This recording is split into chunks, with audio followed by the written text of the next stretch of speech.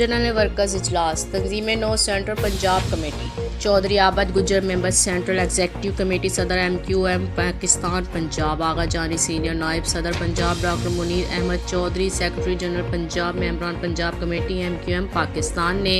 interviews के बाद central Punjab committee की अनाउंसमेंट कर दी है,